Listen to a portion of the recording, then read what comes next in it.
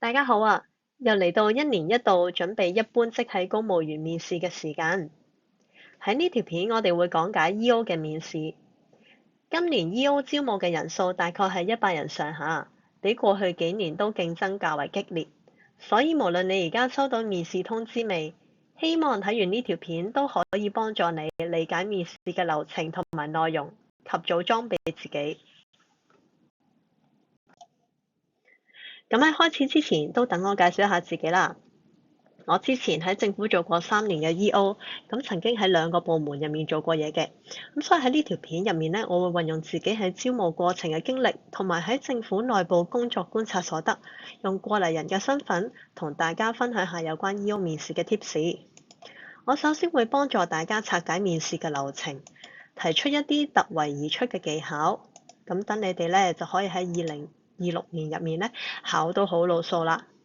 咁喺呢條片入面咧，我會帶大家睇下嚟緊呢幾個月 EO 面試嘅時間線嘅安排。另外咧就係喺面試嗰30分鐘入面嘅 setting 同埋流程。最重要嘅咧就係應試心法，例如點樣包裝自己啊，點樣應付你入到去面試房入面嘅壓力。最後咧，我都會攞出我當年面試嘅情景題、實戰案例，同大家一齊分析下點拆解嘅。如果你係報考咗2025-26年呢一屆嘅 EO 咧，咁相信你喺舊年11月咧已經考完 GRE 㗎啦。喺接住落嚟嘅2月咧，大家要密切留意住 email，因為公務員事務局咧會喺呢個月開始陸續發放 GRE 嘅結果同埋面試邀請。注意啦，如果大家喺2月未收到通知嘅話咧，都未使灰心住嘅，因為面試嘅人數好多，咁我覺得咧邀請信咧或者會出到年中都仍然繼續發出嘅。只要大家一日未收到 regret email 咧，都仲有機會嘅。而家接住落嚟嘅3至6月咧，就係面試嘅高峰期啦。記得啦，咁收到 email 之後咧，通常淨係得2到3個禮拜去準備。咁面試咧最早就會3月上旬去開始㗎啦。咁大家若果係通過咗面試啦，咁大概4個禮拜之後咧，就會收到背景審查嘅表格。咁呢一個咧就係 before 你入班之後嘅最後一個關卡啦。咁就用喺政府嗰邊去睇下你個背景啊，譬如之前有冇一啲犯罪記錄啊，或者係唔好嘅 record 咁樣嘅。咁一般嚟講咧，亦都係容易去通過嘅。咁通過咗背景審查之後咧，就會係6到9月咧，大家就會陸續收到入班嘅通知㗎啦。咁等我哋睇下 EO 嘅面試流程啦。EO 嘅面試咧有一場，大概係30分鐘，多數都係喺金鐘政府總部入面進行嘅。咁當你入到面試房入面啦，你會面對住3位考官，坐喺中間位嘅通常係有20年資歷以上嘅總行政主任 CEO，而喺佢旁邊嘅咧就會係 SEO 同埋 EO1 嘅。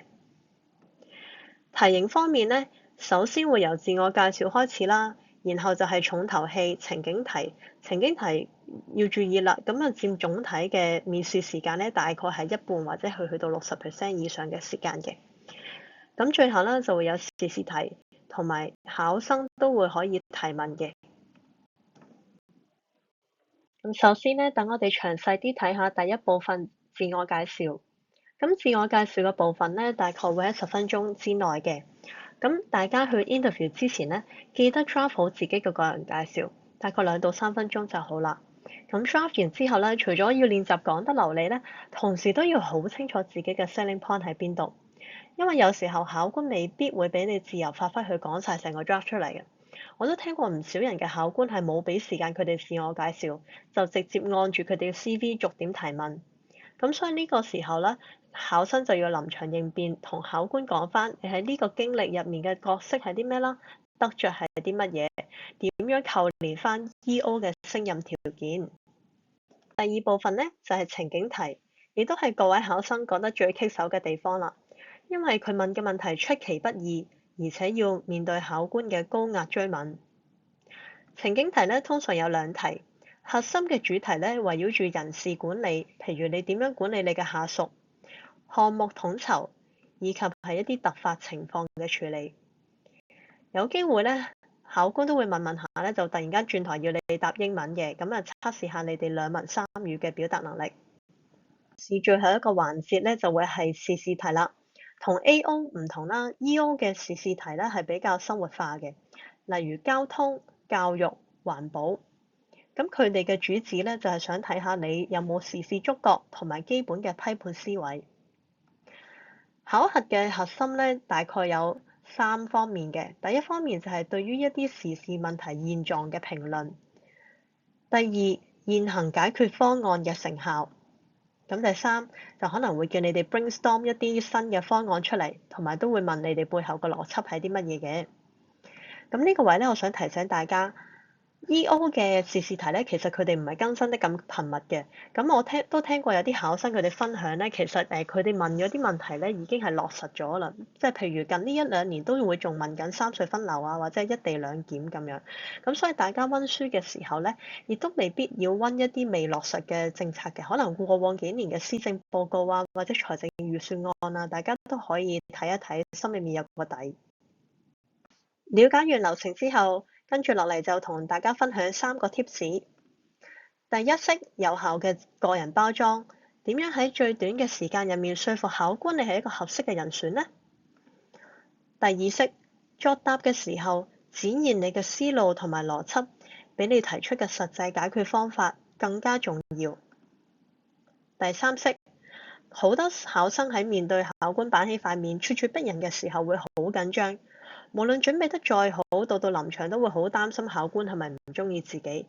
事實上呢種冷漠同埋壓力都係考核嘅範圍入面，咁千祈唔好 take it personal 啊。第一樣要留意嘅嘢呢，就係我哋嘅個人包裝啦。好多同學仔入到去面試嘅時候，只係讀翻自己張 CV 出嚟，咁就大錯特錯啦。因為考官前面張台已經擺咗你哋嘅 CV 啦。咁所以佢哋反而係想睇你喺 CV 入面嘅背景，反映出你點樣嘅性格同埋經歷，同 E.O. 呢個位係咪 match？ 咁有幾條嘅基本問題咧，大家一定要準備好嘅。第一，點解你會想考 E.O. 呢？第二，你嘅主修學系、工作、實習經歷同 E.O. 有啲咩相關呢？第三，過往你有冇面對住一啲嘅挑戰？當中你嘅角色又係乜嘢？你點樣應對呢？最後有部分同學仔可能 CV 入面咧有半年以上嘅空白期嘅，咁可能考官都會問你當中安排咗啲乜嘢。咁好似我啱啱所講，只係講你個人背景係唔夠嘅。咁舉個例啦，譬如讀社會科學嘅同學仔，話自己認識到社會嘅運作，咁關執行 E.O. 嘅工作咩事呢？咁所以咧，我哋必須要好清楚 E.O. 嘅抱負同埋使命係啲乜嘢，再扣連起你嘅個人經歷。E.O. 必備嘅特質咧係以下呢幾項：第一，項目管理意識；第二，你有冇一個了解機構架構嘅意識同埋良好嘅溝通能力；第三就係中英文口語同埋書寫能力；第四就係邏輯思維同埋分析能力；最後就係睇下你有冇對服務社會同埋市民嘅熱情同埋使命感啦。另外喺自我介紹嘅過程入面呢，我都建議同學準備定1-2個有血有肉嘅故事嘅。咁等我哋試下代入考官嘅心理，佢哋一日見好幾個 candidate 嘅時候，有時候都會聽到嘔咗啊。如果你可以短短地分享1-2個有血有肉嘅故仔，就可以令考官對你留下更加深刻嘅印象啦。俾大家第二個 tips，亦都係處理情景題嘅核心。思路比方案更加重要。我哋又再代入考官嘅角度去諗下，佢哋明知過你未做過 E.O.， 咁點解仲要問情景題呢？提問嘅目的自然唔係要你俾出一個完美嘅答案啦，而係想睇下你嘅思維模式係點啫。咁樣好多時候呢，我哋收到一個難題就會衝口而出，我覺得應該要點樣做點樣做。但係等等先，我建議嘅步驟係首先做一個形勢評估。先指出呢個問題有幾嚴重，影響住咩嘅持份者。咁喺你咁樣去答嘅時候呢，亦都幫自己爭取少少時間嚟諗嘢。第二就係考慮因素，話俾個考官聽，你而家制定方案，其實佢考慮緊啲乜嘢呢？第三先係講你嘅實際行動。我呢度有個情景題嘅例子。譬如話，有市民朝早7點半喺社區中心前面打晒蛇餅，輪候登記新推出嘅優惠政策。咁你作為 E.O. 喺未到辦公時間，應該點樣做呢？咁我可能俾一個答案 stimulate 下大家去諗啦。譬如第一步，如果我做一個情景分析，咁我就會諗而家現場嘅情況係點呢？有幾多人呢？輪候人士嘅情緒係點樣呢？會唔會有衝突嘅風險呢？如果我要知道呢一啲嘅資訊，有冇在場嘅線人可以獲得呢啲嘅資訊呢？如果冇嘅話，我可以揾邊個幫手呢？第二步，假設考官追問你提及有衝突嘅場面，即係代表住好需要處理嘅時候，你又有啲乜嘢可以即時介入嘅資源呢？咁你本人因為事態嚴重，又可以做啲乜嘢呢？例如通報啊、趕往現場啊，都可以係一啲諗嘅方向嚟嘅。咁第三就係點樣去真正處理呢一樣嘢啦。咁就住呢一件事，我覺得可以從3個維度去諗下嘅。第一，點樣即場處理衝突嘅雙方？第二，點樣防止呢個影響擴大？第三，係將來如何避免類似嘅事情再度發生？咁所以總結啦，大家都可以記住一個心法，就係 why before how。喺你講出你嘅 solution 之前，諗下你嗰把尺係乜嘢。我再分享多一個我當年遇到嘅奇葩題目。當年遇到嘅題目就係話，考官問我，你有一個資深嘅女下屬，佢成日請假，拖慢咗你個 team 嘅進度，你點樣處理呢？我當時嘅分析係，即時嚟講，我點樣處理進度滯後嘅問題？